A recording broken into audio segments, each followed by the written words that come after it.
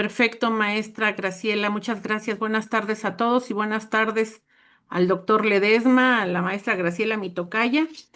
Pues hoy, 27 de mayo del año 2025, vamos a dar inicio con nuestro módulo del día de hoy, que es permuta, donación, comodato, mutuo, servidumbre y condominio. En esas figuras jurídicas civiles todas al 100% civiles, aplicables al derecho inmobiliario mexicano, vamos a conocer a fondo cada uno de los conceptos y la forma en que estos se aplican en el quehacer cotidiano de cada uno de nosotros. El objetivo general es comprender la naturaleza jurídica, analizaremos los elementos esenciales de cada figura.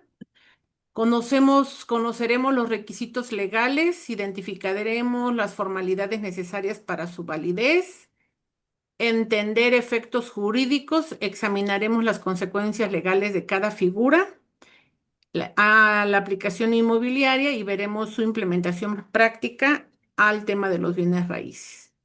Como fundamento legal tenemos la Constitución Política de los Estados Unidos Mexicanos, tenemos el Código Civil Federal, tenemos las jurisprudencias y tesis, criterios de tesis, algunos de ellos aplicados de manera directa y otros de manera indirecta al tema de lo que nos compete ahora con respecto al tema inmobiliario. Ley de propiedad en condominio, la regulación específica y así también tenemos los reglamentos, los diferentes reglamentos aplicados a cada uno de los estados. Ok, empezaremos por definir qué es la permuta. En este tema importante, como nos lo marca nuestro Código Civil Federal, dice que es el contrato por el cual cada uno de los contratantes se obliga a dar una cosa por otra. Tenemos que es intercambio, es una transferencia recíproca de bienes. Y tenemos que es un acuerdo entre voluntades, obviamente, si no hay acuerdo de una de las partes, pues no podría darse esta permuta. Bienes, objetos y determinados que se intercambian, bueno, pueden ser bienes muebles o bienes inmuebles. La permuta viene aparejada de otro elemento muy importante que conocemos desde la época primitiva, que es el trueque. El trueque, bonito y tan interesante en nuestra historia del derecho civil. En México todavía en algunas comunidades y en algunos lugares se da el trueque, que es el equivalente a la permuta, y el trueque es el cambio por el cambio. En Puebla, en la feria de Huejotzingo, cada año se lleva a cabo el festival o el mercado del trueque, que es muy interesante.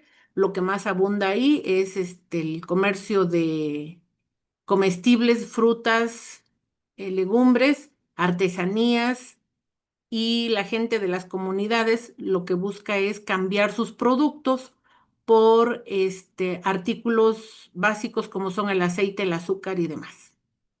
Pero bueno, productos de primera necesidad. Volviendo a lo que es nuestra permuta, tenemos que es la transferencia recíproca de bienes, ya se dijo, muebles o inmuebles. Debe de haber acuerdo de ambas partes y debe ser sobre objetos determinados que se intercambian con valores equivalentes.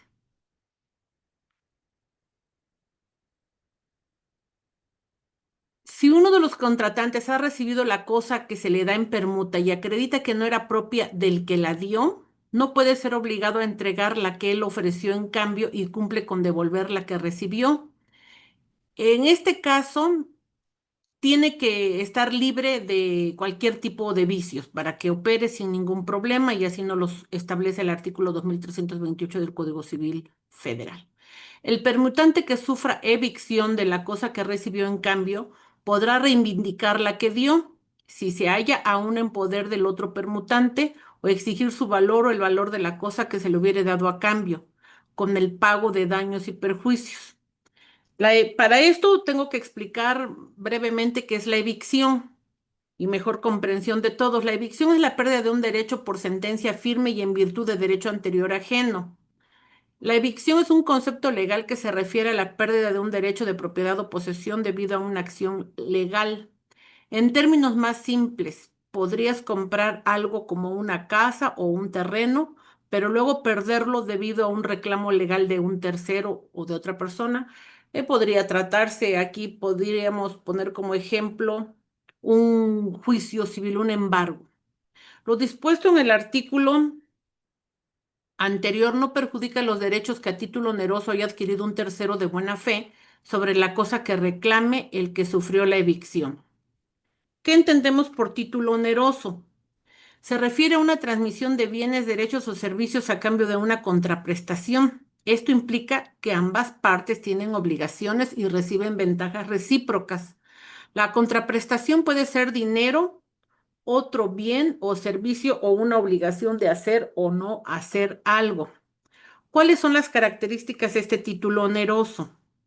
Debe de tener reciprocidad, esto es, implica obligaciones para ambas partes.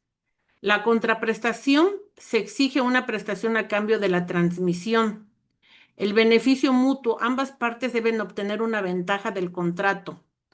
Ejemplos de títulos onerosos para que esto nos quede un poquito más claro y para abundar más sobre el tema.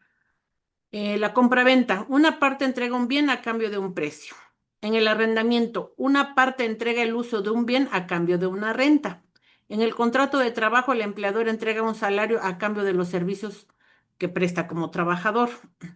En la permuta se intercambian bienes sin que uno de ellos sea dinero. Contrato de transporte se paga un precio por el transporte de bienes o personas. Esos son los títulos onerosos.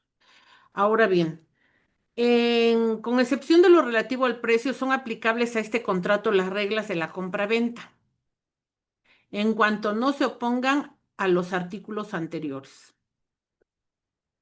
Elementos de la permuta. Como ya se dijo anteriormente, son el consentimiento, el acuerdo expreso de las partes. El objeto son cosas ciertas y determinadas. La equivalencia es similar a compraventa sin dinero y el derecho es traslativo, transmite la propiedad. Aplicación en los bienes inmuebles. La permuta puede ser terrenos. En el intercambio de propiedades con valores equivalentes puede ser terrenos, casas. Se transmite también los derechos y las obligaciones fiscales. Y en la formalización requiere una escritura pública e inscripción registral en el registro público de la propiedad, pagando todos los derechos catastrales correspondientes. La donación.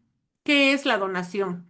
La donación es un contrato por el cual una persona transfiere gratuitamente a otra una parte o la totalidad de sus bienes. El soporte legal lo tenemos en los artículos que van del 2332 al 2383 del Código Civil Federal en nuestra legislación mexicana. Este Código Civil Federal es el marco general, como su nombre lo dice, más bien federal para toda la República Mexicana, pero cada uno de los estados o entidades federativas cuenta con un código civil y este es el que va a regir todos los bienes, todas las donaciones que se hagan dentro de esa jurisdicción, dentro de esa entidad federativa. El concepto de donación quiere decir que es gratuito, no media pago alguno. Es decir, es sin contraprestación. La transferencia es el cambio de propietario como tal. Deja de ser del donatario, del donante, perdón. La formalidad requiere la aceptación. Bueno, ¿quién no va a aceptar que le donen un bien, verdad? Yo no aceptaría que me donaran deudas, pero sí aceptaría que me donaran una propiedad encantada de la vida y si es en la Riviera Maya, mucho mejor. La donación no puede comprender los bienes futuros. La donación puede ser pura, condicional, onerosa o remuneratoria. ¿Cuándo la donación es pura? La donación se entiende como pura cuando se otorga en términos absolutos. La condicional, la que depende de algún acontecimiento incierto. Y es onerosa la donación que se hace imponiendo algunos gravámenes y remuneratoria, la que se hace en atención a servicios recibidos por el donante y que éste no tenga obligación de pagar. ¿Qué se entiende por oneroso? Es un acto o negocio jurídico en el que las partes asumen obligaciones recíprocas, generalmente a cambio de un beneficio o prestación equivalente. Esto implica que existe una contraprestación, ya sea económica o de otro tipo, por parte de cada una de las partes involucradas.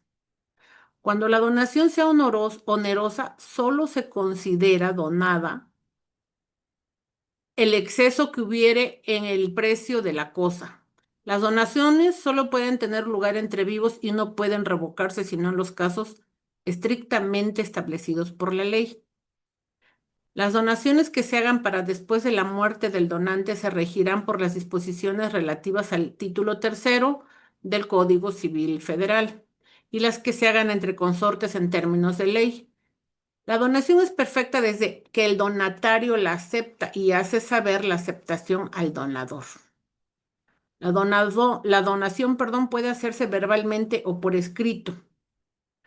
No puede hacerse la donación verbal más que de bienes muebles. Eso es más que obvio, porque de lo contrario, imagínense, donar bienes inmuebles sin que sea por escrito, pues es como si no donáramos nada o no nos donaran nada. Para mayor certeza jurídica y seguridad legal, necesitamos que se haga por escrito y que se protocolice ante notario tal cual debe de ser. La donación verbal solo producirá efectos legales cuando el valor de los muebles no pase de 200 pesos. Si el valor de los muebles excede de 200 pesos, pero no de 5,000, la donación debe hacerse por escrito. La donación de bienes raíces se hará en la misma forma que para su venta exige la ley. La aceptación de las donaciones se hará en la misma forma en que éstas deban hacerse, pero no surtirá efecto si no se hiciera en vida del donante. Es nula la donación que comprenda la totalidad de los bienes del donante, si éste no se reserva en propiedad o en usufructo lo necesario para vivir según sus circunstancias. Las donaciones serán inoficiosas en cuanto perjudiquen la obligación del donante de ministrar alimentos a aquellas personas a quienes los debe conforme a la ley. ¿Qué debemos entender por inoficioso? Es ocioso, innecesario, inútil, perjudica los derechos de los herederos forzosos en un testamento, dote o donación. En el contexto del derecho sucesorio, un testamento, dote o donación es considerado inoficioso cuando infringe los derechos de los herederos forzosos, quienes tienen derecho a una parte de la herencia por ley o bien a derecho de recibir alimentos. Un ejemplo de testamento inoficioso. El testamento es inoficioso cuando el testador, en uso de su libertad testamentaria, dispone de todo su patrimonio y deja de cumplir con la obligación, por ejemplo, de proporcionar alimentos a sus acreedores alimenticios. Personas que, de acuerdo a lo previsto en el numeral 2824 del Ordenamiento Sustantivo Civil del Estado, son sus acreedores alimentarios, en este caso, menores de edad, incapaces, mayores de edad de estudiantes que sigan dependiendo de él o personas adultas mayores que dependan del, en este caso, del donante. Debe señalarse que el hecho de que el testamento sea declarado inoficioso no implica su ineficiencia absoluta, sino solo en la medida necesaria para dar cumplimiento a las obligaciones alimenticias. Por lo que, de todo lo demás, o por todo lo demás, el resto del testamento será válido. De no existir otra causa de ineficiencia, será válido, tal cual se acaba de mencionar. Así lo prevé el Código Civil. Y bueno, tendrán solamente derecho a que se le dé la pensión que corresponda, obviamente, subsistiendo el testamento en todo lo que no perjudique ese derecho. Asimismo, tendrán que justificarse la necesidad de esos alimentos. La parte demandante siempre tendrá que justificar la necesidad de los alimentos, no nada más es promover por promover. Siguiente. Si el que hace donación general de todos sus bienes se reserva alguno para testar sin otra declaración, se entenderá reservada la mitad de los bienes donados. La donación hecha a varias personas conjuntamente no produce a favor de éstas el derecho de acrecer, sino es que el donante lo haya establecido de un modo expreso. El donante solo es responsable de la evicción de la cosa donada si expresamente se obligó a prestarla. No obstante lo dispuesto en el artículo que precede, el donatario queda subrogado de todos los derechos del donante si se verifica la evicción. Si la donación se hace con la carga de pagar las deudas del donante, solo se entenderán comprendidas las que existan con fecha auténtica al tiempo de la donación. Si la donación fuere de ciertos y determinados bienes, el donatario no responderá de las deudas del donante, sino cuando sobre los bienes donados estuviere constituida alguna hipoteca o prenda o, en caso de fraude, en perjuicio de los acreedores. Si la donación fuere de todos los bienes, el donatario será responsable de todas las deudas del donante anteriormente contraídas, pero solo hasta la cantidad concurrente con los bienes donados y siempre que las deudas tengan fecha auténtica de caducidad. Salvo que el donador dispusiere otra cosa, las donaciones que consistan en prestaciones periódicas se extinguen con la muerte del donante. ¿Quiénes pueden recibir donaciones? Bueno, pueden recibir todas aquellas personas a las que sean mayores de edad, que no sean incapaces, los no nacidos también pueden adquirir por donación, con tal de que hayan estado concebidos en el tiempo en que aquella se hizo y sean viables conforme a la ley.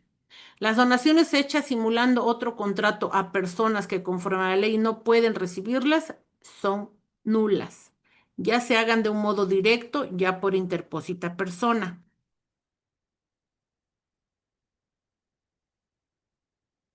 De la revocación y reducción de las donaciones. Las donaciones legalmente hechas por una persona que al tiempo de otorgarlas no tenía hijos pueden ser revocadas por el donante cuando le hayan sobrevenido hijos que han nacido con todas las condiciones que sobre viabilidad exige el artículo 337. Aquí estamos hablando del Código Civil Federal, ¿eh?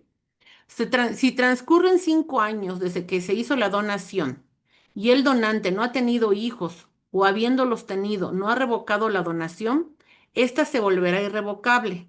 Lo mismo sucede si el donante muere dentro de ese plazo de 5 años sin haber revocado la donación. Si dentro del mencionado plazo naciere un hijo póstumo del donante, la donación se tendrá por revocada en su totalidad. Si en el primer caso del artículo anterior el padre no hubiera revocado la donación, ésta deberá reducirse cuando se encuentre comprendida en la disposición del artículo 2348, a no ser que el donatario tome sobre sí la obligación de ministrar alimentos y la garantice debidamente. La donación no podrá ser revocada por supervivencia de hijos, es decir, cuando sea menor de 200 pesos, cuando sea antenupcial, cuando sea entre consortes, cuando sea puramente remuneratoria. Rescindida la donación por superveniencia de hijos, serán restituidos al donante los bienes donados o su valor si han sido enajenados antes del nacimiento de los hijos. Si el donatario hubiera hipotecado los bienes donados, subsistirá la hipoteca, pero tendrá derecho el donante de exigir que aquel la redima, es decir, que aquel la pague. Esto mismo tendrá lugar tratándose de usufructo o servidumbre impuestas por el donatario. Cuando los bienes no puedan ser restituidos en especie, el valor exigible será el que tenían aquellos al tiempo de la donación. El donatario hace suyos los frutos de los bienes donados hasta el día en que se le notifique la revocación o hasta el día del nacimiento del hijo póstumo en su caso. El donante no puede renunciar anticipadamente al derecho de revocación por superveniencia de hijos. La acción de revocación por superveniencia de hijos corresponde exclusivamente al donante y al hijo póstumo, pero la reducción por razón de alimentos tienen derecho de pedirla a todos los que sean acreedores alimentistas, vuelvo a repetir, siempre y cuando justifiquen la necesidad de recibir esos alimentos.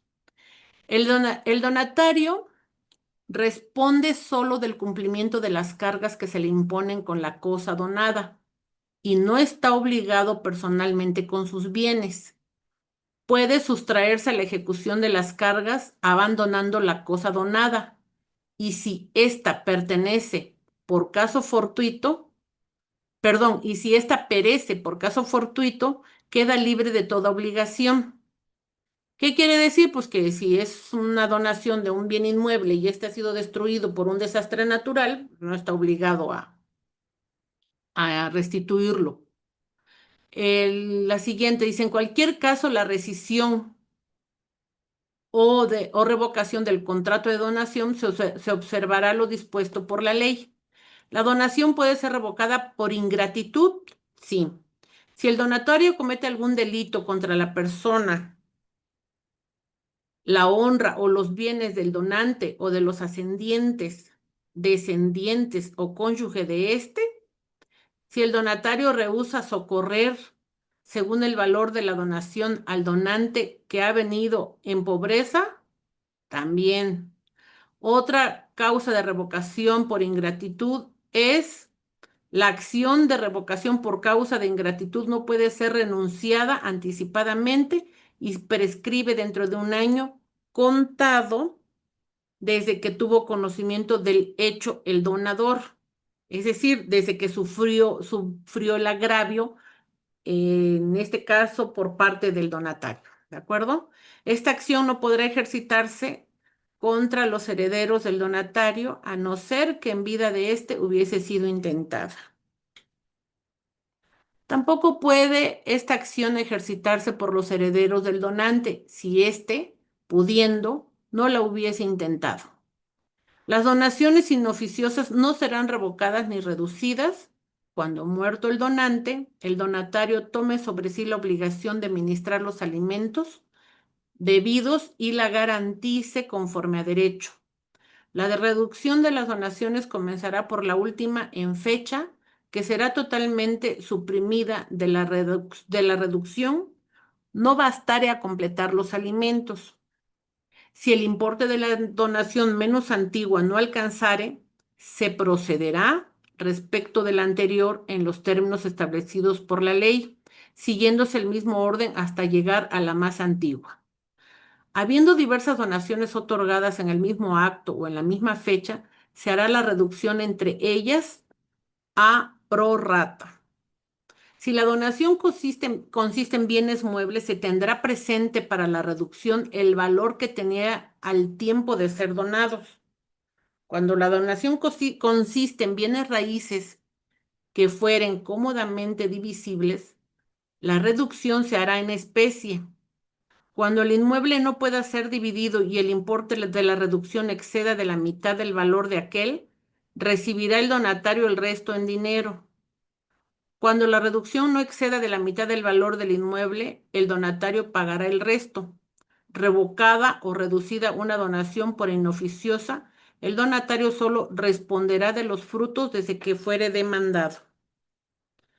Aquí tenemos ya simplificado de manera general lo que son los tipos de donación, que son la pura, sin condiciones ni cargas para el donatario, la donación condicional, que está sujeta a un acontecimiento futuro e incierto, la onerosa, que impone cargas inferiores al valor del bien, la remuneratoria, que es la que reconoce servicios recibidos sin obligación legal, y la mortis causa o por causa de muerte.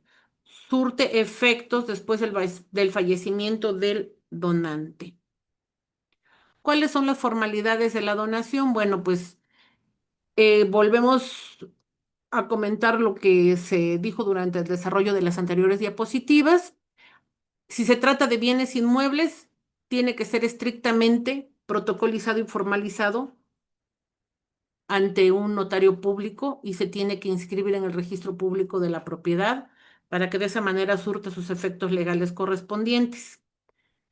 Y la aceptación expresa del donatario, de quien acepta la donación, yo creo que nadie se negaría, ¿verdad? Y la inscripción en el registro público de la propiedad para validez frente a terceros. La revocación por ingratitud, ya la comentamos, en esta se tiene que justificar la ingratitud con denuncia o demanda correspondiente, cuando el donatario comete ofensas graves, pero sobre todo son delitos. Aquí es por delitos, como se comentaba en algunas clases anteriores: supervivencia de hijos, nacimiento de los hijos después de la donación dentro de los 5 años siguientes a la donación. Consecuencias fiscales: los impuestos aplicables a la transmisión gratuita, esos le corresponden al donatario. Comodato. ¿Qué es el comodato? Es un contrato por el cual uno de los contratantes se obliga a conceder gratuitamente el uso de una cosa no fungible y el otro contrae la obligación de restituirla individualmente en el tiempo pactado. Tiene que entregarlo en las condiciones en que le fue, le fue entregado originalmente. Fungibles y no fungibles. ¿Cuáles son los bienes fungibles? Son aquellos que pueden ser sustituidos por otros del mismo género, calidad y cantidad, teniendo igual poder liberatorio. ¿Cuáles son esos bienes fungibles? Son bienes perecederos, pero reemplazables, ya que en su producción no se les imprimen particularidades únicas. Por ejemplo, el dinero, los alimentos, libros, libretas, en fin. Bienes no fungibles son aquellos que tienen una individualidad propia, por lo que no pueden ser sustituidos por otros. No pueden ser intercambiados por otro de su especie, dado que se trata de objetos únicos y particulares. Los bienes no fungibles no pueden reemplazarse con la misma facilidad que los fungibles. Presentan características únicas y singulares. Por ejemplo, en el sureste mexicano hemos encontrado hermosos hallazgos arqueológicos. Bueno, nosotros no, nuestros compatriotas arqueólogos. Ediciones únicas, joyas únicas de colección, prendas de vestir a medida y de diseñador especiales.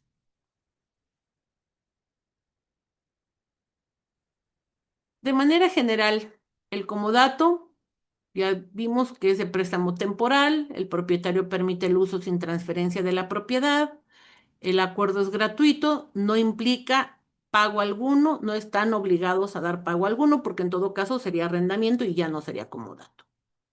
La devolución es obligatoria, sí, una vez cumplido el término concedido. Cuando el préstamo derivado del comodato tuviere por objetos cosas consumibles, solo será comodato si ellas fuesen prestadas como no fungibles, es decir, para ser restituidas idénticamente. Los tutores, curadores y en general todos los administradores de bienes ajenos no podrán dar en comodato sin autorización especial los bienes confiados a su guarda. Sin permiso del comodante, no puede el comodatario conceder, perdón, a un tercero el uso de la cosa entregada en comodato. El comodatario adquiere el uso, pero no los frutos y accesorios de la cosa prestada. El comodatario está obligado a poner toda diligencia en la conservación de la cosa y es responsable de todo deterioro que ella sufra por su culpa. Si el deterioro es tal que la cosa no sea susceptible de emplearse en su uso ordinario, podrá el comodante exigir el valor anterior de ella, abandonando su propiedad al comodatario. El comodatario responde de la pérdida de la cosa si la emplea en uso diverso o por más tiempo del convenido, aun cuando aquella sobrevenga por caso fortuito. Si la cosa perece por caso fortuito de que el comodatario haya podido garantizarla empleando la suya propia, o si no pudiendo conservar más que una de las dos, ha preferido la suya, responde de la pérdida de la otra. Si la cosa ha sido estimada al prestarla, su pérdida, aun cuando sobrevenga por caso fortuito, es de cuenta del comodatario quien deberá entregar el precio. Si no hay convenio expreso en contrario, si la cosa se deteriora por el solo efecto del uso para el que fue prestada y sin culpa del comodatario, No es este responsable del deterioro. El comodatario no tiene derecho para repetir el importe de los gastos ordinarios que se necesiten para el uso y la conservación de la cosa prestada. Tampoco tiene derecho el comodatario para retener la cosa a pretexto de que de que por expensas o por cualquier otra causa le debe el dueño. Siendo dos o más los comodatarios, están sujetos solidariamente a las mismas obligaciones. Si no se ha determinado el uso o el plazo del préstamo, el comodante podrá exigir la cosa cuando le pareciere. En este caso, la prueba de haber convenido uso o plazo incumbe al comodatario. El comodante podrá exigir la devolución de la cosa antes de que termine el plazo o uso convenidos, sobreviniéndole necesidad urgente de ella, probando que hay peligro de que ésta perezca si continúa en poder del comodatario, o si éste ha autorizado a un tercero a servirse de la cosa sin consentimiento del comodante. Si durante el préstamo el comodatario ha tenido que hacer para la conservación de la cosa algún gasto extraordinario y de tal manera urgente que no haya podido dar aviso de él al comodante, éste tendrá obligación de reembolsarlo. Cuando la cosa prestada tiene defectos tales que causan perjuicios al que se sirve de ella, el comodante es responsable de estos, si conocía los defectos y no dio aviso oportuno al comodatario. El comodato termina por la muerte del comodatario. Las características del comodato de manera resumida son contrato real, se perfecciona con la entrega del bien, efectivamente, es gratuito, así es, no acepta contraprestación, no media dinero, es intransferible, así es, el comodatario no puede ceder el uso ni disfrute a un tercero. Es temporal, sí, es por un tiempo determinado y para un uso específico y tendrá que ser devuelto al propietario original. La aplicación inmobiliaria del comodato. Costo de uso, uso gratuito del inmueble, así es, solamente opera en propiedades. Para el caso del tema inmobiliario, el comodante conserva la propiedad total y la posesión jurídica no se transfiere, solamente la posesión física y el disfrute del mismo.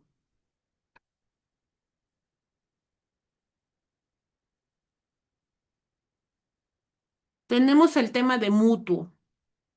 El mutuo se define como el contrato por el cual el mutuante se obliga a transferir la propiedad de una suma de dinero o de otras cosas fungibles al mutuario, quien se obliga a devolver otro tanto de la misma especie y calidad.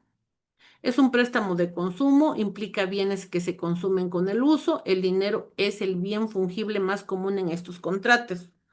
El mutuo transfiere la propiedad, no solo el uso. El mutuo simple puede ser, es el mutuo simple contra el mutuo con interés. El mutuo simple sin intereses debe devolver la cantidad exacta y es común entre los familiares. En el mutuo con interés se devengan contraprestaciones, requiere pacto escrito y es muy común el mutuo en préstamos bancarios. Del mutuo simple, vamos a abundar un poquito más sobre lo que es el mutuo simple. Dice que es un contrato por el cual el mutuante se obliga a transferir la propiedad de una suma de dinero o de otras cosas fungibles al mutuario, quien se obliga a devolver otro tanto de la misma especie y calidad. Aquí tenemos un ejemplo de lo que son los bienes fungibles. Primero lo vamos a definir y nos dice que son aquellos bienes fungibles los que pueden ser sustituidos por otros del mismo género, calidad y cantidad, teniendo igual poder liberatorio. Bienes fungibles son bienes perecederos pero reemplazables, ya que en su producción no se les imprimen particularidades únicas. Por ejemplo, tenemos el dinero, los alimentos, libros, libretas, bienes muebles, cobijas, balones, juguetes, herramientas, etcétera. Si en el contrato no se ha fijado plazo para la devolución de lo prestado, se observarán las reglas siguientes. Si el mutuario fuere labrador y el préstamo consistiera en cereales u otros productos del campo, La restitución se hará en la siguiente cosecha de los mismos o semejantes frutos o productos.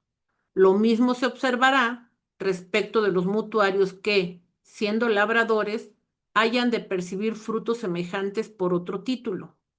En los demás casos, la obligación de restituir se rige por lo dispuesto en el artículo 2080 del Código Civil Federal. La entrega de la cosa prestada y la restitución de lo prestado se harán en lugar convenido. Cuando se ha señalado lugar, se observarán las reglas siguientes. La cosa prestada se entregará en el lugar donde se encuentre. La restitución se hará si el préstamo consiste, en efectos, en el lugar donde se recibieron. Si consiste en dinero, en el domicilio del deudor, observándose lo dispuesto en la ley. Si no fuere posible al mutuario restituir el género, satisfará pagando el valor que la cosa prestada tenía en el tiempo y lugar en que se hizo el préstamo a juicio de peritos, si no hubiera estipulación en contrario. Consistiendo el préstamo en dinero, pagará el deudor devolviendo una cantidad igual a la recibida conforme a la ley monetaria vigente al tiempo de hacerse el pago, sin que la prestación sea renunciable. Si se pacta que el pago debe hacerse en moneda extranjera, la alteración que ésta experimente en valor será un daño o beneficio del mutuario. El mutuante es responsable de los perjuicios que sufra el mutuario por la mala calidad o servicios ocultos de la cosa prestada, si conoció los defectos y no dio aviso oportuno al mutuario. En el caso de haberse pactado que la restitución se hará cuando pueda o tenga medios el deudor, se observará lo dispuesto en el artículo 2080 del Código Civil Federal en el caso de la Federación y cada uno de los códigos civiles de las entidades federativas. En el caso de haberse pactado que la restitución se hará cuando pueda o tenga medios el deudor, se observará lo dispuesto en la ley. No se declararán nulas las deudas contraídas por el menor para proporcionarse los alimentos que necesite cuando su representante legítimo se encuentre ausente. Formalidades y garantías del mutuo. El mutuo inmobiliario requiere contrato escrito o escritura pública. Frecuentemente se garantiza con hipoteca. Es fundamental en el crédito inmobiliario. Efectos jurídicos y fiscales. Ahora vamos a lo que es el mutuo con interés. Es permitido estipular interés por el mutuo, ya consista en dinero, ya en géneros. El interés es legal o convencional. Legal es lo que estipula la ley y lo convencional es lo que acuerdan las partes. El interés legal es el 9% anual según la Ley General de Títulos y Operaciones de Crédito. Sin embargo, hay particularidades especiales que contempla la propia ley, ya que tenemos de infinidad de documentos que son relacionados con las operaciones de crédito. Por ejemplo, los artículos del 23 al 68 de la Ley General de Títulos y Operaciones de Crédito, todos estos nos hablan de títulos nominativos. Ahora bien, el interés convencional es el que fijan los contratantes y puede ser mayor o menor que el interés legal. Pero cuando el interés sea tan desproporcionado que haga fundadamente creer que se ha abusado del apuro pecuniario, de la inexperiencia o de la ignorancia del deudor a petición de el juez, teniendo en cuenta las especiales circunstancias del caso, podrá reducir equitativamente el interés hasta el tipo legal. Si se ha convenido un interés más alto que el legal, el deudor, después de 6 meses contados desde que se celebró el contrato, puede reembolsar el capital cualquiera que sea el plazo fijado para ello, dando aviso al acreedor con 2 meses de anticipación y pagando los intereses vencidos. Las partes no pueden, bajo pena de nulidad, convenir de antemano que los intereses se capitalicen y que produzcan más intereses. Vamos al siguiente tema, que es la servidumbre. Gravamen de impuestos sobre un predio en beneficio de otro predio perteneciente a distinto dueño. Limitación al dominio, restringe derechos del propietario del predio sirviente, beneficio predial, favorece al predio dominante, no a la persona, y en la relación inmobiliaria vincula dos predios de distintos propietarios. Clasificación de las servidumbres. Estas se clasifican de diferentes maneras y las tenemos que son legales, voluntarias, positivas, negativas, continuas, discontinuas, aparentes y no aparentes. Las legales son las impuestas por la ley, las voluntarias establecidas por acuerdo de los particulares. Las positivas permiten hacer algo. Las negativas prohíben hacer algo. Las continuas son de uso permanente. Las discontinuas, uso intermitente. Las aparentes, visibles externamente y las no aparentes, sin signos externos. La servidumbre es un gravamen real impuesto sobre un inmueble en beneficio de otro perteneciente a distinto dueño. El inmueble a cuyo favor está constituida la servidumbre se llama predio dominante, el que sufre predio sirviente. La servidumbre consiste en no hacer o en tolerar. Para que el dueño del predio sirviente pueda exigirse la ejecución de un hecho, es necesario que esté expresamente determinado por la ley o en el acto en que se constituyó la servidumbre. Las servidumbres son continuas o discontinuas, aparentes o no aparentes. Son continuas aquellas cuyo uso es o puede ser incesante sin la intervención de ningún hecho del hombre. Son discontinuas aquellas cuyo uso necesita de algún hecho actual del hombre.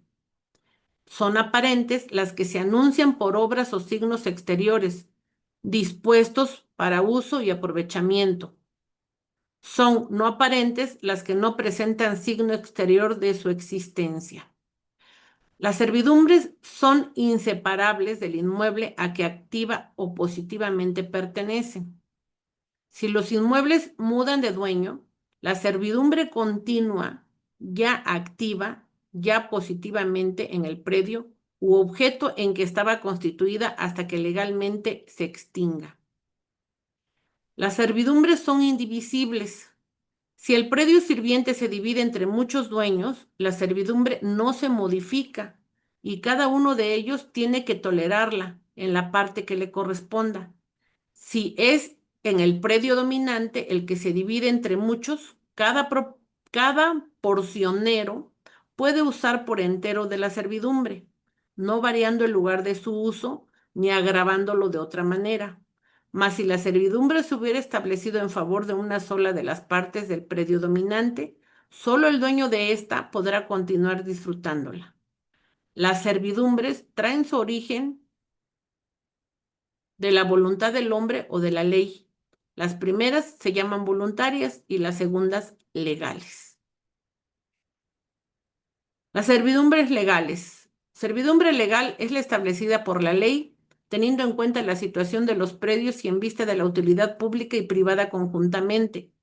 Son aplicables a las servidumbres legales lo dispuesto en los artículos 1119 al 1127 del Código Civil Federal. Todo lo concerniente a las servidumbres establecidas para la utilidad pública o comunal se regirá por las leyes y reglamentos especiales y, en su defecto, por las disposiciones del propio código.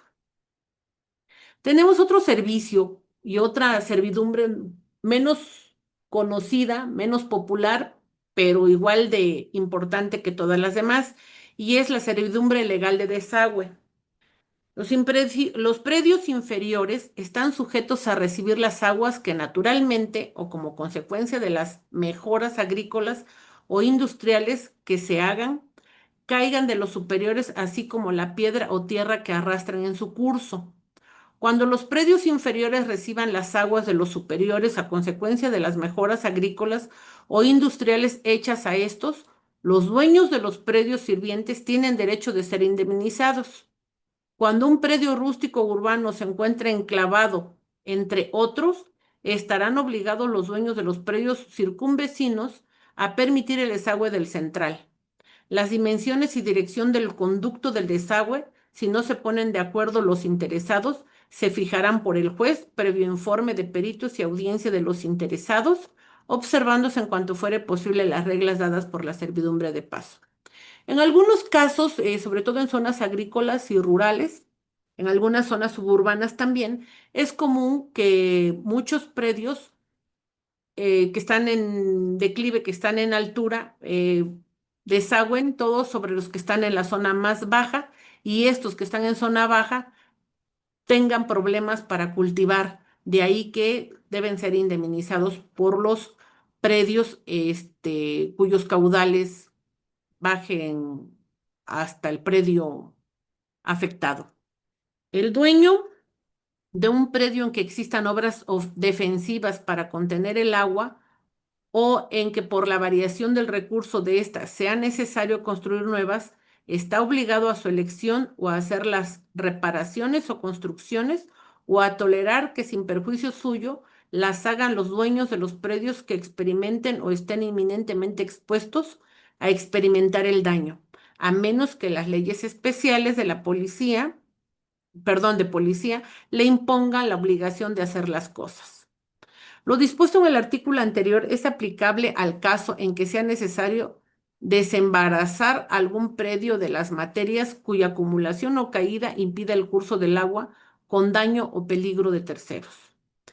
Todos los propietarios que participen del beneficio proveniente de las obras de que tratan los artículos anteriores están obligados a contribuir al gasto de ejecución en proporción a su interés y a juicio de peritos. Los que por su culpa hubieran ocasionado el daño serán responsables de los gastos. Si las aguas que pasan al predio sirviente se han vuelto insalubres por los usos domésticos e industriales que de ellas se haya hecho, deberá volverse inofensivas a costa del dueño del predio dominante. De la servidumbre legal de acueducto. Esta servidumbre también es poco conocida, sin embargo, no menos importante, por lo tanto, pues están contempladas también en la ley. De la servidumbre legal de acueducto dice, el que quiera usar agua de que pueda disponer tiene derecho a hacerla pasar por los fondos intermedios con obligación de indemnizar a sus dueños, así como a los de los predios inferiores sobre los que se filtren o caigan las aguas. Se exceptúan de la servidumbre que establece el artículo anterior los edificios, sus patios, jardines y demás dependencias. El que ejercite el derecho de hacer pasar las aguas de que trata el artículo 1078 del Código Civil Federal está obligado a construir el canal necesario en los predios intermedios, aunque haya en ellos canales para el uso de otras aguas. El que tiene en su uso predio un canal para el curso de agua que le pertenecen, pueden impedir la apertura de otro nuevo, ofreciendo dar paso por aquel, con tal de que no cause perjuicio al dueño del predio dominante. También se debe conceder el paso de las aguas a través de los canales y acueductos del modo más conveniente, con tal de que el curso de las aguas que se conducen por este y su volumen no sufra alteración ni las de ambos acueductos se mezclen. Esto quiere decir que tampoco puedes impedir el paso, o sea, por eso es servidumbre legal de acueducto. En el caso que fuere necesario hacer pasar el acueducto por un camino, río o torrente públicos, deberá indispensablemente y previamente obtener el permiso de la autoridad bajo cuya inspección estén el camino, río o torrente.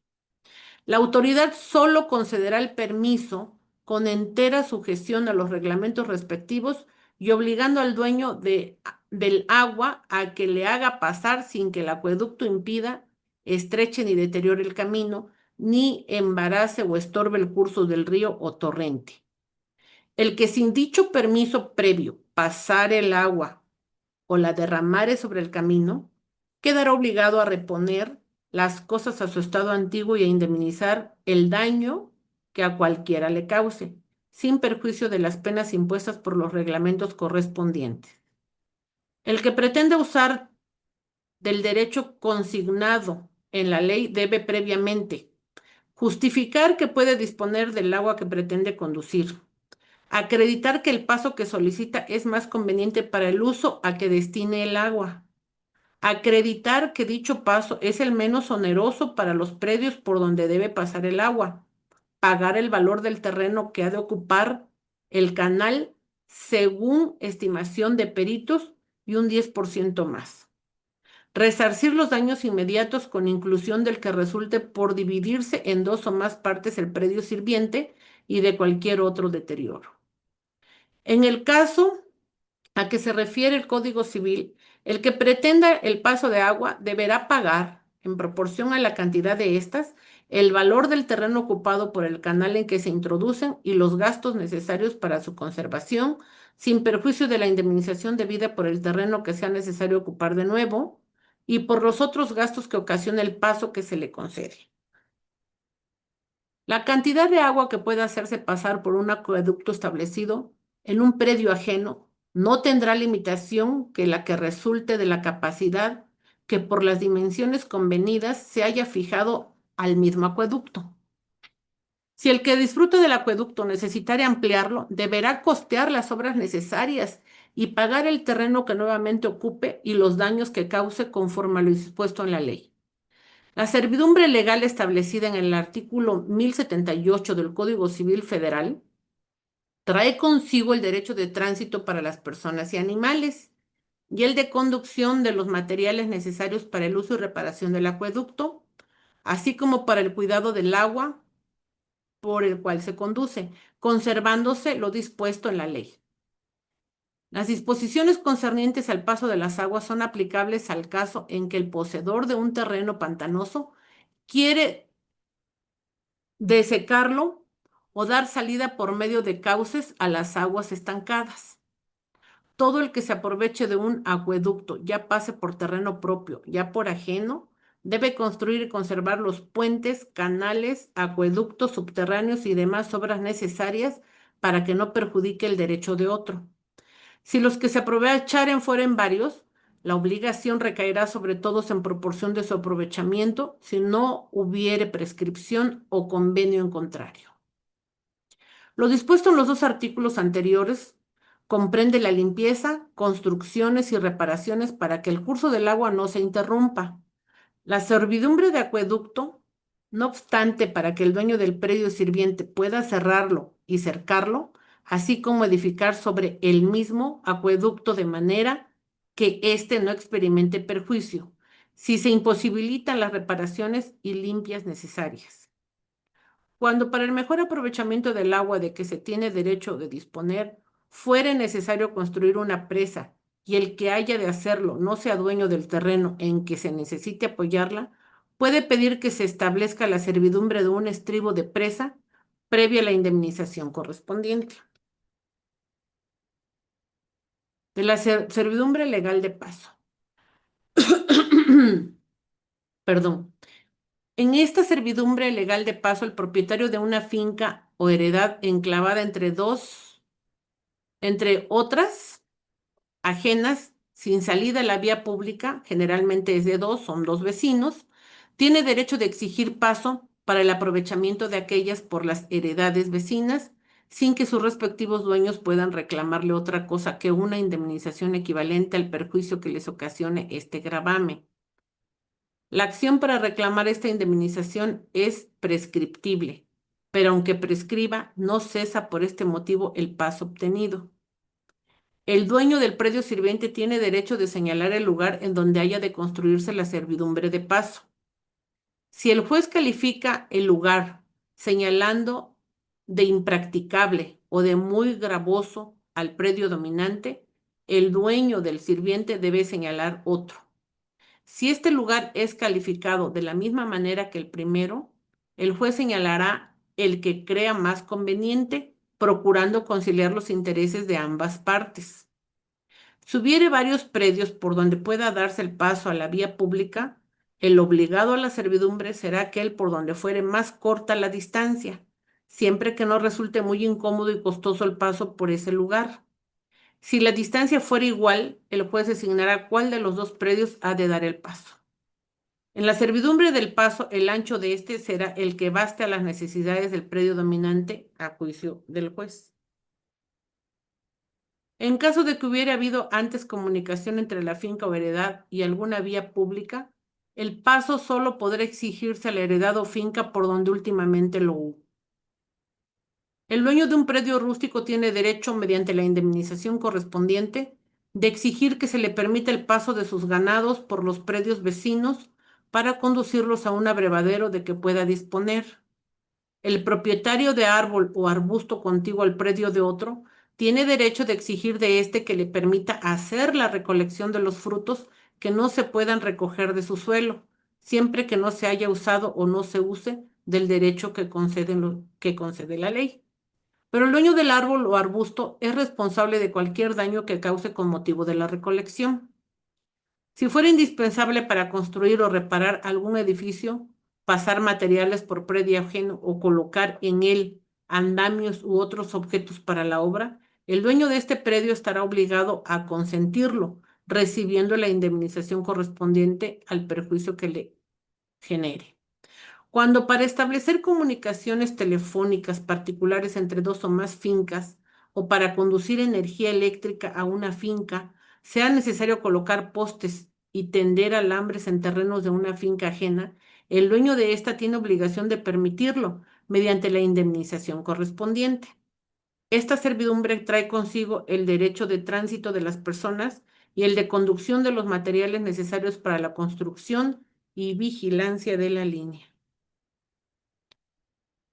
Tenemos otro tema muy importante que es el de las servidumbres voluntarias. En esta, el propietario de una finca puede establecer en ella cuantas servidumbres tenga por conveniente y en el modo, forma y manejo que mejor le parezca, siempre que no contravenga las leyes ni perjudique derechos de terceros. Solo pueden constituir servidumbres las personas que tienen derecho de enajenar. Los que no pueden enajenar inmuebles, sino con ciertas solemnidades o condiciones, no pueden sin ellas imponer servidumbres sobre los mismos. Si fueren varios los propietarios de un predio, no se podrán imponer servidumbres, sino con consentimiento de todos. Si siendo varios los propietarios, uno solo de ellos adquiere una servidumbre sobre otro predio a favor del común, de ella podrán aprovecharse todos los propietarios, quedando obligados a los gravámenes naturales que traiga consigo y a los pactos con que se haya adquirido. ¿Cómo se adquieren las servidumbres voluntarias? Bueno, las servidumbres continuas y aparentes se adquieren por cualquier título legal, incluso la prescripción. Y cuando hablamos de prescripción positiva. Las servidumbres continuas no aparentes y las discontinuas, sean o no aparentes, no podrán adquirirse por prescripción. Al que pretenda tener derecho a una servidumbre, toca probar, aunque esté en posesión de ella, el título en virtud del cual la goza. La existencia de un signo aparente de servidumbre entre dos fincas, establecido o conservado por el propietario de ambos, se considera, si se enajenaren, como título para que la servidumbre continúe, a no ser que, al tiempo de dividirse la propiedad de las dos fincas, se exprese lo contrario en el título de enajenación de cualquiera de ellas. Al constituirse una servidumbre, se entienden concedidos todos los medios necesarios para su uso y extinguida aquella, cesan también estos derechos accesorios. Esto es las servidumbres voluntarias. Enseguida tenemos los derechos y obligaciones de los propietarios de los predios, entre los que está constituida alguna servidumbre voluntaria. Nos dice la ley que el uso y la extensión de las servidumbres establecidas por la voluntad del propietario se arreglarán por los términos del título en que tengan su origen y, en su defecto, por las disposiciones siguientes. Corresponde al dueño del predio dominante hacer a su costa todas las obras necesarias para el uso y conservación de la servidumbre. Él mismo tiene obligación de hacer a su costa las obras que fueren necesarias para que el dueño del predio sirviente no se le causen, por la servidumbre, más gravámenes que el consiguiente a ella. Y si por su descuido u omisión se causare otro daño, estará obligado a la indemnización. Si el dueño del predio sirviente se hubiera obligado en el título constitutivo de la servidumbre a hacer alguna cosa o costear alguna obra, se librará de esta obligación abandonando su predio al dueño del dominante. El dueño del predio sirviente no podrá menoscabar de modo alguno la servidumbre constituida sobre éste. El dueño del predio sirviente, si el lugar primitivamente designado para el uso de la servidumbre llegase a prestarle graves inconvenientes, podrá ofrecer otro que sea cómodo al dueño del predio dominante, quien no podrá rehusarlo si no se perjudica. El dueño del predio sirviente puede ejecutar las obras que hagan menos gravosa la servidumbre, si de ellas no resulta perjuicio alguno al predio dominante. Si de la conservación de dichas obras se siguiera algún perjuicio al predio dominante, el dueño del sirviente está obligado a restablecer las cosas a su antiguo estado y a indemnizar de los daños y perjuicios. Si el dueño del predio dominante se opone a las obras de que trata la ley, el juez decidirá previo informe de peritos. Cualquier duda sobre el uso y extensión de la servidumbre se decidirá en el sentido menos gravoso para el predio sirviente, sin imposibilitar o hacer difícil el uso de la servidumbre. ¿Cómo se extinguen las servidumbres? Según la ley, las servidumbres voluntarias se extinguen de la siguiente manera y por los siguientes motivos. 1. Por reunirse en una misma persona la propiedad de ambos predios, dominante y sirviente, y no reviven por una nueva separación, salvo lo dispuesto en la ley. Pero si el acto de reunión era resoluble por su naturaleza y llega el caso de la resolución, renacen las servidumbres como estaban antes de la reunión. Otro motivo es por el no uso. Cuando la servidumbre fuere continua y aparente, por el no uso de 3 años contados desde el día en que dejó de existir el signo aparente de la servidumbre, cuando fuere discontinua o no aparente, por el no uso de 5 años contados desde el día en que dejó de usarse por haber ejecutado el dueño del fondo sirviente acto contrario a la servidumbre o por haber prohibido que se usare de ella. Si no hubo acto contrario o prohibición, aunque no se haya usado de la servidumbre, o si hubo tales actos, pero continúa el uso, no corre el tiempo de la prescripción. Cuando los predios llegaren sin culpa del dueño del predio sirviente a tal estado que no pueda usarse de la servidumbre, si en lo sucesivo los predios se restablecen de manera que pueda usarse de la servidumbre, revivirá esta, a no ser que desde el día en que pudo volverse a usar haya transcurrido el tiempo suficiente para la prescripción. Otra forma de extinción de la servidumbre es por la remisión gratuita u onerosa hecha por el dueño del predio dominante. Otra causa de extinción de la servidumbre es cuando constituida en virtud de un derecho revocable se vence el plazo, se cumple la condición o sobreviene la circunstancia que debe poner término a aquel. Si los predios entre los que está constituida una servidumbre legal pasan a poder de un mismo dueño, deja de existir la servidumbre, pero separadas nuevamente las propiedades, revive aquella, aun cuando no se haya conservado ningún signo aparente. Las servidumbres legales establecidas como de utilidad pública o comunal se pierden por el no uso de 5 años. Si se prueba que durante este tiempo se ha adquirido por el que disfrutaba aquellas otra servidumbre de la misma naturaleza por distinto lugar. El dueño de un predio sujeto a una servidumbre legal puede, por medio de convenio, librarse de ella con las restricciones siguientes. Si la servidumbre está constituida a favor de un municipio o población, no surtirá el convenio efecto alguno respecto de toda la comunidad, si no se ha celebrado interviniendo el ayuntamiento en representación de ella. Pero si producirá acción contra cada uno de los particulares que hayan renunciado a dicha servidumbre. Si la servidumbre es de uso público, el convenio es nulo en todo caso. Si la servidumbre es de paso o desagüe, el convenio se entenderá celebrado por la condición de que lo aprueben los dueños de los predios circunvecinos o por lo menos el dueño del predio por donde nuevamente se constituya la servidumbre. La renuncia de la servidumbre legal de desagüe solo será válida cuando no se oponga a los reglamentos respectivos. Si el predio dominante pertenece a varios dueños pro indiviso, el uso que haga uno de ellos aprovecha a los demás para impedir la prescripción. Si entre los propietarios hubiese alguno contra quien por las leyes especiales no puede correr la prescripción, ésta no correrá contra los demás. El modo de usar la servidumbre puede prescribirse en el tiempo y de la forma que la servidumbre misma. Ejemplos comunes de servidumbres. Derecho de paso. ¿Permite transitar por predio ajeno para acceder al propio? Sí, pero no es así como así. Es mediante una sentencia judicial o previo acuerdo de las partes. Paso de agua. Autoriza conducir agua a través del predio vecino. Si no es por acuerdo voluntario de las partes vía conciliación, tendrá que hacerse a través de un juicio promovido ante un juez de lo civil. Derecho de luz. Garantiza recibir iluminación natural sin obstrucciones. En esta, lo mismo.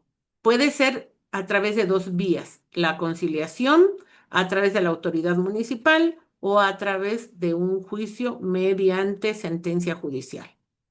Derecho de vista, igual que el de derecho de luz, asegura mantener vistas sin construcciones que las bloqueen. Aquí, antes de que se edifique la construcción, se deberá dar aviso al ayuntamiento, en este caso a la Dirección de Obras Públicas, para que se vigile que no sean edificios muy altos en zonas urbanas comunes, populares. Constitución y extinción de servidumbres. La constitución de las servidumbres a través de escritura pública por prescripción adquisitiva, destino del propietario.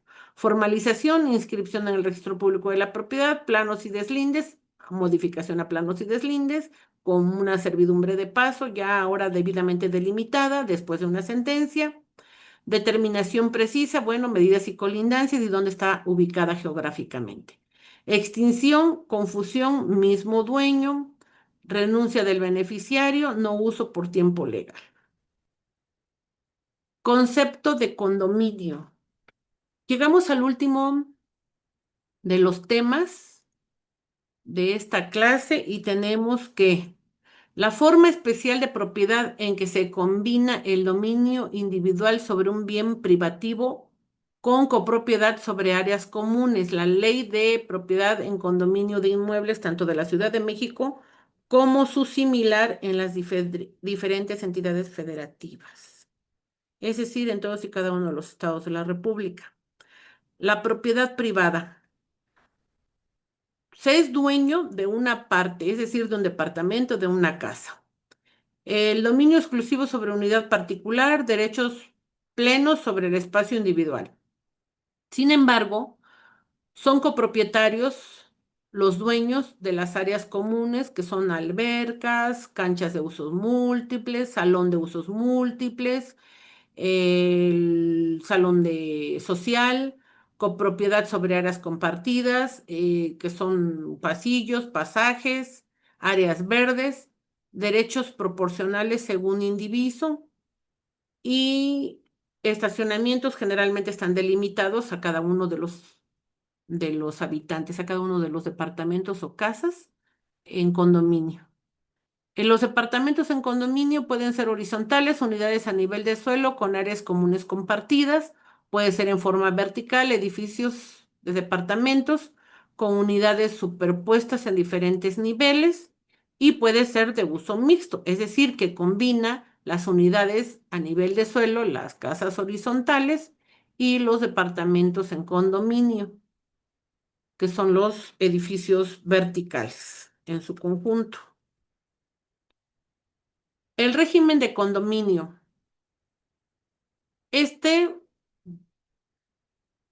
¿Cómo se legaliza o cómo se formaliza? Bueno, pues se va a formalizar a través de una escritura constitutiva, documento fundatorio que establece el régimen la descripción del inmueble, la ubicación del mismo, el plano, su plano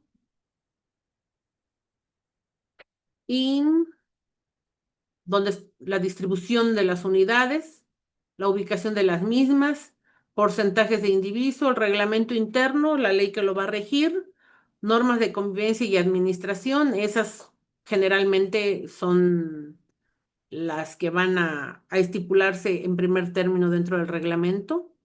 Derechos y obligaciones de los condóminos, servicios, áreas comunes, sanciones aplicables a quien viole el mismo reglamento interno.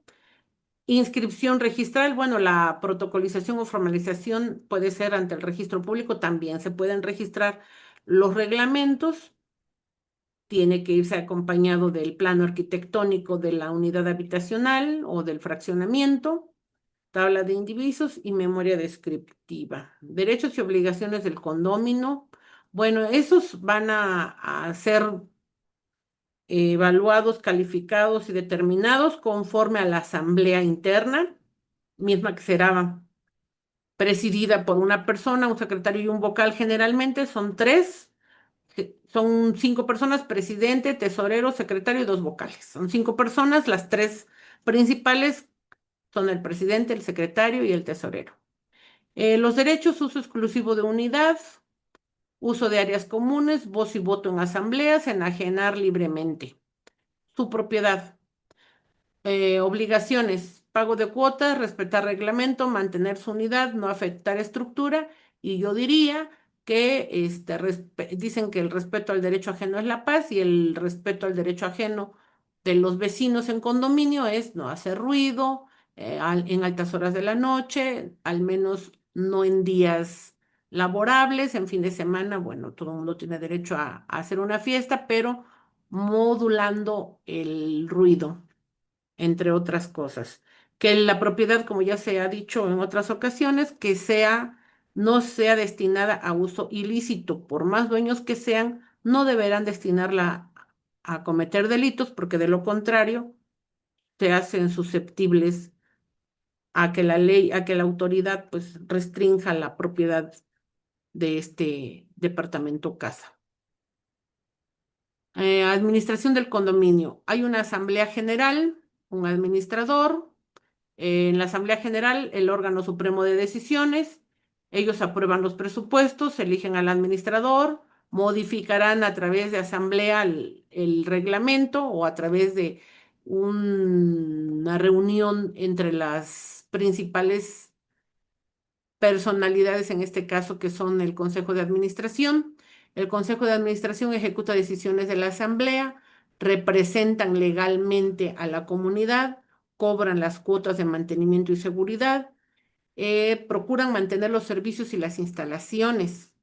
El Comité de Vigilancia supervisa la administración, verifica las cuentas, vigila el cumplimiento de todas y cada una de las normas y reglas que se han establecido previamente en la asamblea, informan a la asamblea del resultado de sus labores.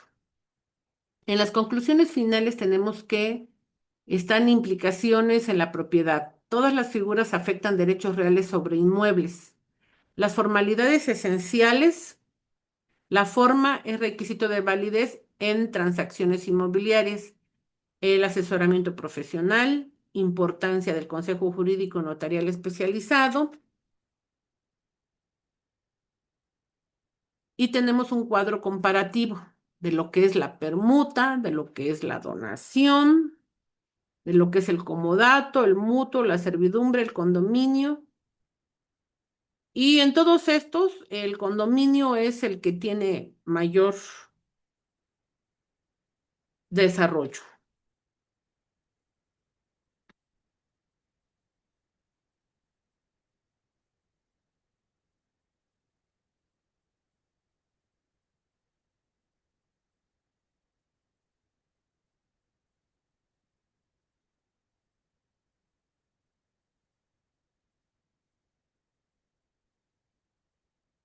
Ahora bien, recomendaciones prácticas para adquirir una propiedad. Tenemos la investigación previa, es decir, acudir al registro público de la propiedad y del comercio en cada una de las entidades federativas, pero específicamente en los municipios a donde pertenece el inmueble o derecho real que pretendemos adquirir. Es decir, pagar un derecho para verificar cuál es la situación registral y catastral del inmueble y de esa manera tener mayor certeza jurídica y continuar con el trámite de venta o compra de ese inmueble con más confianza y certeza jurídica. Verificar que la documentación esté completa, asegurar que todos los requisitos formales estén cubiertos. ¿Cuáles son esos requisitos formales? Bueno, escrituras al corriente si se trata de una propiedad, que tenga su pago predial al corriente, todos los derechos de uso de suelo también, que esté debidamente inscrito en el registro público de la propiedad y en catastro municipal. Les sugiero siempre tener la asesoría especializada, de preferencia consultar un abogado. ¿Por qué? Porque son transacciones serias, son operaciones importantes donde media dinero y no es cualquier cantidad de dinero. Ya actualmente ya son propiedades de arriba de 1 millón de pesos la mayoría, sobre todo en zonas urbanas. Y para tener la mayor certeza jurídica es acudir a un notario de confianza, de preferencia que sea un notario reconocido, serio, formal, ya la mayoría pues son correctos. Inscribir el acto o los actos ante el registro público de la propiedad, pero sobre todo si va a ser una promesa de compraventa, que se haga ante notario y un aviso preventivo al registro público de la propiedad respecto de ese trámite que estás haciendo para garantizarte la certeza legal o jurídica. Y otro de los requisitos también sería pedirle al notario que dé aviso al registro público de la propiedad y que se hagan las anotaciones marginales correspondientes respecto de la propiedad que vas a adquirir o que pretendes adquirir. Entre muchos otros más, obviamente debe de haber un avalúo, el avalúo de catastral. Yo sugiero también verificar que la propiedad esté debidamente asentada en la planimetría de la colonia o municipio de que se trata, para que de esa manera tengas mayor confianza. Muchas de las veces hay propiedades que están siendo afectadas o van a ser afectadas por ampliaciones de redes carreteras o de urbanización y eso hay que checarlo también. Y eso es todo. Maestra, muchas gracias. Eso es todo por hoy. Se ha concluido la clase del día de hoy. Muchas gracias, Muchas maestra. gracias. Gracias, maestra. Buenas noches. Gracias, maestra. Buenas Que noches. Gracias, descansen maestra. todos. Buenas Gracias. noches. Muchas gracias, buenas noches. Buenas noches. Gracias, buenas noches. Buenas noches a todos.